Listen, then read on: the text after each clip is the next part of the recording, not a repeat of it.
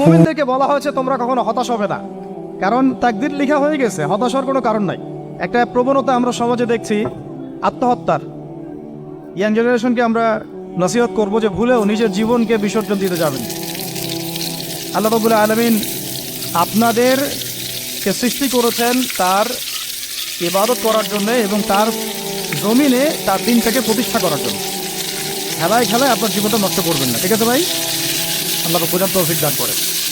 তো কলম সৃষ্টি করার পরে কিয়ামত পর্যন্ত সব লেখা হয়ে গেছে। এখন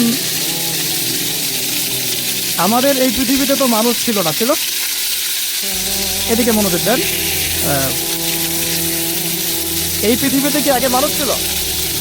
এই পৃথিবীতে আগে কি ছিল তাহলে বলেন? হ্যাঁ, মাশাআল্লাহ। এই পৃথিবীতে কি ছিল? এখন ওরা নাই? সবার সাথেই কিন্তু একটা করে আছে। কমপক্ষে কয়টা করে? সবার সাথে কমপক্ষে একটা করে। আর কোনো কোনো জায়গা আছে যেখানে জিনের বড় বড় আখড়া আছে। পৃথিবীতে যে জায়গাগুলো থেকে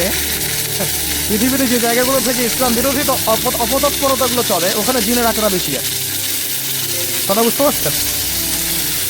তো জিন জাতিকে আল্লাহ পাক ধ্বংস করে দিয়েছেন তাদের পাপের কারণে, আল্লাহ দ্রোহিতার কারণে, অবাধ্যতার কারণে।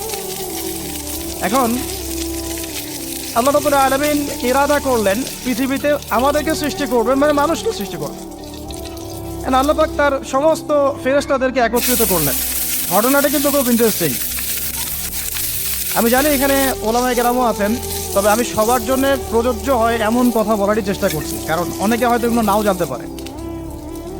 তো আল্লাহ পাকের ভাষায় আমি যদি বলি, আল্লাহ রাব্বুল আলামিন বলছেন, বা'দা আউযু বিল্লাহি মিনাশ শাইতানির রাজীম, ওয়াইয ক্বালা রাব্বুকা লিল মালায়েকা ইন্নী জাঈলুন ফিল আরদি খলিফা। হে নবী মুহাম্মদ সাল্লাল্লাহু আলাইহি ওয়াসাল্লাম, তুমি স্মরণ করো সেই সময়ের কথা যখন আল্লাহ তোমার রব সমস্ত ফেরেশতাদেরকে ডেকে বলেছিলেন যে ইন্নী জাঈলুন ফিল আরদি খলিফা, আমি জমিনে মানে পৃথিবীতে আমার খলিফা পাঠাতে চাই।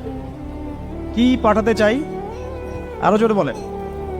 আল্লাহ পাক বলেননি পৃথিবীতে মানুষ পাঠাতে চাই, পৃথিবীতে নতুন কোনো মাখলুক পাঠাতে চাই। আমাদেরকে আল্লাহ পাক সম্মানের শব্দে সম্মানিত করেছেন, বিশেষায়িত করেছেন। আমাদেরকে বলেছেন আমরা আল্লাহর খলিফা, আমরা আল্লাহর খলিফা। এখন আমরা আল্লাহর খলিফা, কিন্তু পৃথিবীতে মানুষ খিলাফা শব্দ সহ্য করতে পারে। হ্যাঁ, কি অদ্ভুত না? এটা কোরআনের কি শেষে